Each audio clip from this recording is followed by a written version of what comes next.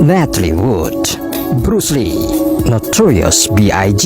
yang membunuh mereka ini belum ditemukan hingga hari ini. Tapi ada kasus kriminal yang penuh pertanyaan dan inkonsistensi yang tetap tidak terpecahkan selama beberapa juta tahun. Siapa yang membunuh monster prasejarah berdarah dingin paling besar yang disebut Megalodon dan Titanoboa? Investigasi menemui jalan buntu karena sulit memahami siapa atau apa yang bisa mengalahkan monster-monster itu. Saksi mata sudah lama pergi dan buktinya dihancurkan oleh waktu.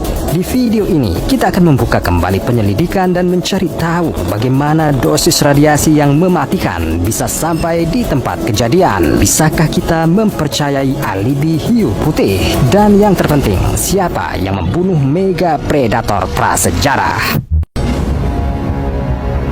Megalodon adalah hiu predator terbesar dalam sejarah bumi. Tubuhnya 2 kali lebih panjang dari hiu putih yang ada saat ini, meskipun beberapa peneliti menganggap ukurannya 4 kali lebih besar.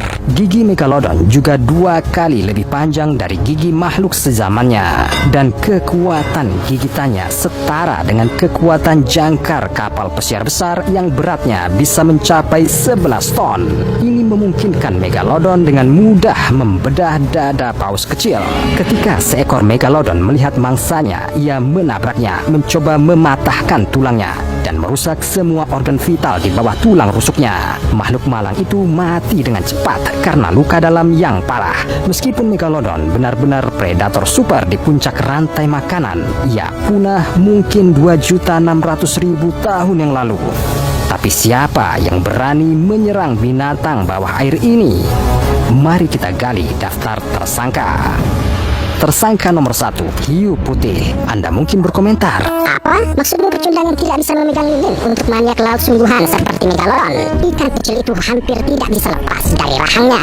Saya setuju dengan Anda. Ini aneh, tapi hiu putih tidak membunuh Megalodon dalam arti sebenarnya. Masalahnya, hiu putih besar mulai menyebar secara bertahap ke seluruh dunia. Mencegah Megalodon hidup damai itu karena kedua spesies memiliki preferensi rasa yang sama, paus kecil. Meskipun hiu putih besar berukuran lebih kecil daripada Megalodon, mereka tetap buas seperti perwakilan lain dari spesies ini.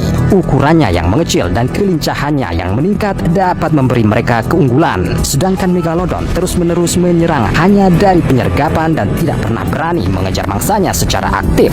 Ia tidak dapat mencapai kecepatan tinggi dan ketahanannya sangat terbatas. Mungkin karena itulah monster itu mati kelelahan dan sangat lapar. Atau mungkin tersangka nomor 2 yang harus disalahkan, dan ini adalah supernova. Ini seperti pembom bunuh diri luar angkasa karena ledakannya merenggut nyawa banyak hewan prasejarah. Kilat memicu hujan yang terdiri dari partikel elektron yang sangat berat yang disebut muon. Ini menghantam atmosfer dan berkontribusi pada perubahan iklim. Maka dimulailah kepunahan massal hewan laut besar. Semuanya, termasuk Megalodon, terkena radiasi dan pasti akan mati dengan cepat. Tapi itu semua terdengar seperti fiksi. Ada anggapan bahwa pembunuhan itu dilakukan oleh geng kriminal sungguhan, dan itu adalah klan lempeng tektonik. Selama zaman Pliocene, lempeng Pasifik bertabrakan dengan lempeng Karibia dan Amerika Selatan. Akibatnya, Samudra Atlantik menjadi lebih dingin dan lebih asin. Tapi kemungkinan besar ini bisa membuat Megalodon tersebar di seluruh planet, bukan membunuh mereka. Dan karena tidak ada bukti kuat, kita tidak punya hak mengadili tersangka. Namun kasus pembunuhan Titanoboa lebih rumit lagi. Jika Megalodon adalah pemberani di lautan, Titanoboa menguasai daratan. Bahkan dari segi ukuran, itu sama dengan monster laut. Jika kita membandingkan Titanoboa dengan ular raksasa modern, Anaconda, kita akan melihat bahwa binatang prasejarah itu 2 kali lebih panjang dari yang sezamannya dan 4 kali lebih berat. Selain itu, cara berburunya sangat berbeda dengan cara ular boa modern melakukannya dengan cara mencekik mangsanya. Titanoboa sebagian menyelam ke dalam air dan tiba-tiba melesat untuk menangkap mangsanya. dengan rahangnya yang besar di dekat batang tenggorokan. Bagian tengah tubuh titanoboa secara signifikan lebih tebal, yang memberikan ruang yang cukup untuk melahap tangkapan besar yang dapat ditemukan saat itu. Jadi pertanyaannya adalah, siapa yang berani menyerang predator yang begitu berbahaya? Tersangka nomor 1, gelombang dingin, ya sudah muncul sebagai tertuduh dalam kasus pembunuhan beberapa dinosaurus.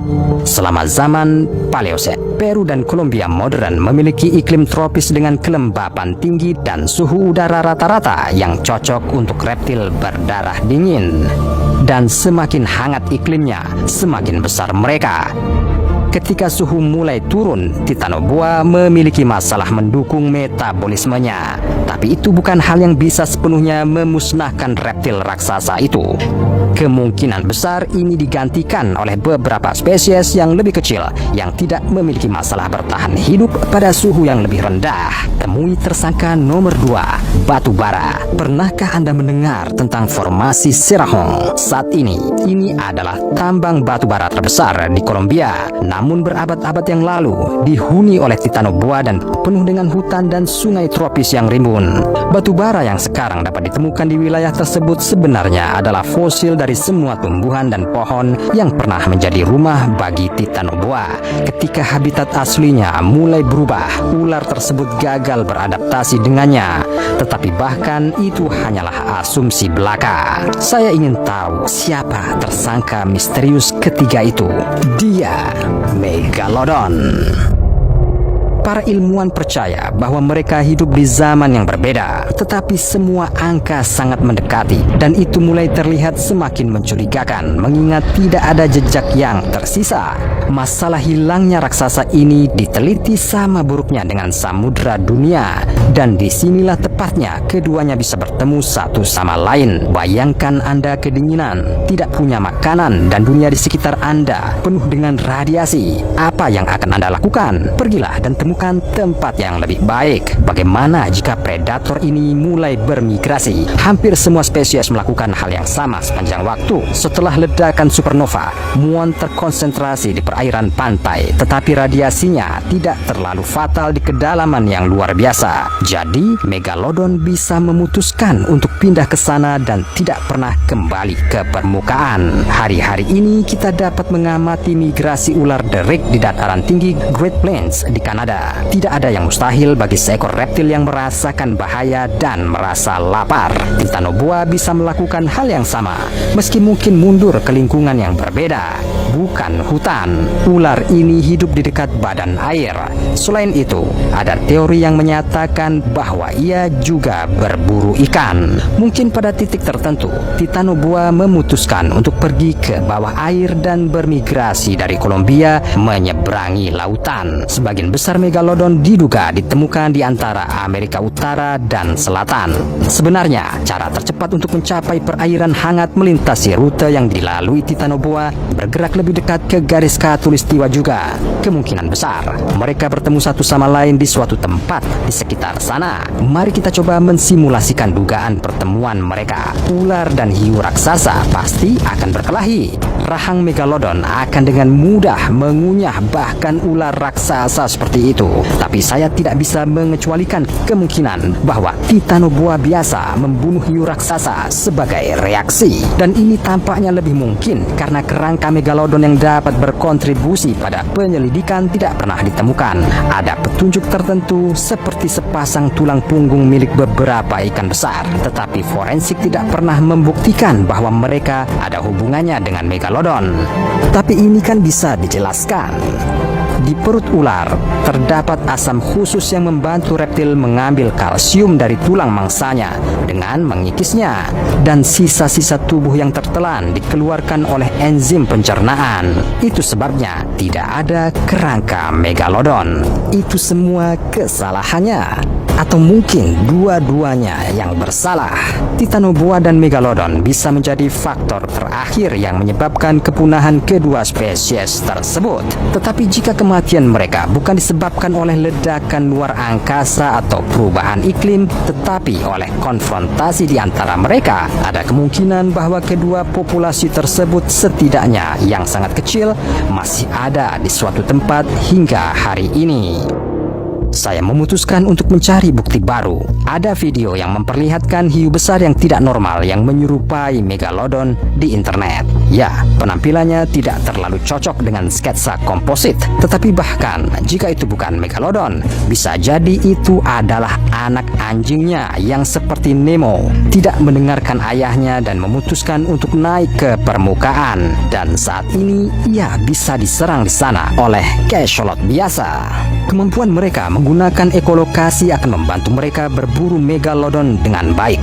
Sementara itu, kawanan lumba-lumba memiliki gaya tersendiri dalam membunuh hiu dengan membenturkan insangnya untuk melumpuhkan kemampuan bernafasnya. Ini membuat saya percaya bahwa Megalodon kemungkinan besar bersembunyi di dekat dasar laut hanya untuk berada di sisi yang aman. Tetapi jika Titanoboa masih hidup juga, dan mengapa tidak ada video serupa? Saya kira ini masalah waktu. Dan akhirnya itu akan terekam kamera saat ular itu kembali ke darat. Jika kita tidak melihat Titanoboa, bukan berarti mereka tidak ada. Mungkin migrasi mereka tidak berhenti di seberang lautan. Spesies tersebut dapat bergerak lebih jauh dari Khatulistiwa dan mencapai perairan tropis Amazonia. Pemanasan global merupakan ancaman bagi kita, tetapi kemungkinan hasil terbaik untuk Titanoboa. Setelah beradaptasi dengan dunia baru, ia dapat memilih untuk keluar lagi dan mencoba peruntungannya di tanah di mana ia akan berburu buaya, rakun, sigung, dan tentu saja turis. Kasus hilangnya Megalodon dan Titanoboa sangat rumit, dan bantuan apapun yang dapat Anda berikan akan membantu penyelidikan. Menurut Anda, siapa yang bisa membunuh raksasa prasejarah itu? Makhluk luar biasa yang bahkan tidak kita ketahui? Letusan gunung berapi bawah air? Atau ini semua salah kita, umat manusia yang mencemari rumah tangga kehidupan laut? Tinggalkan komentar dengan saran Anda.